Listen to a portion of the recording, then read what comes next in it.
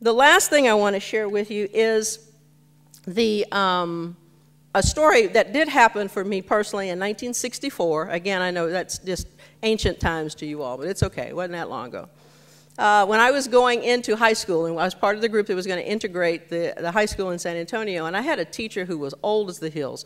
She's probably my age now then. We thought, you know, what does she know?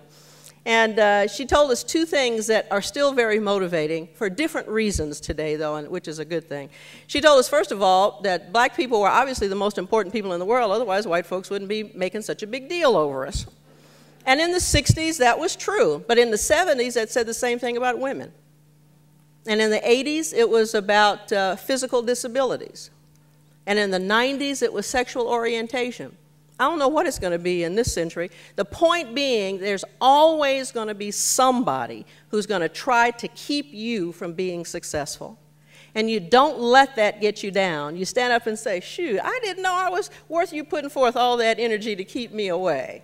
Oh, I'm good stuff here. I can go be whatever I want to be, you know. But recognize that you will always have those obstacles. For us in the 60s, it happened to be race. Today, you know, there are still times when I walk in a room with a room full of men and I know they're going, who let her in here? You know, and I just kind of go, me. I let myself in, just pulled open the door, walked on in. You don't let, you don't let that issue be your issue. Leave it to them to have that issue. But your issue is, I'm qualified, I've done the time necessary to get here, I have the credentials to get here, the work experience, whatever. I got the votes to get here, deal with it. Okay? The second thing she told us, though, was that it didn't matter what color our skin was because we were all Americans. And American ends in the letters I-C-A-N, I can. And she never wanted to hear us say what we couldn't do until we had at least tried. There are days, ladies, when you will go, oh my God, how am I going to face this crowd? And you just stand and look in the mirror and say, you know what? They had faith in you when they put you in this position, so you take that faith with you and you go right about solving whatever this problem is. Even at almost 60 years of age, I will walk into a room with 5,000 people and go, oh my God, why are you all here listening to me?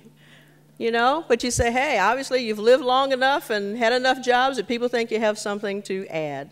And I feel that way this morning. I'm not quite sure why I was invited, but I sure am glad to be here to say thank you to each of you for taking the time and the energy to put yourself out to be leaders in your respective institutions, and hope that you will stay together. You should not leave this conference without the email addresses and mailing addresses or phone numbers of at least 10 other people you didn't know before you got here.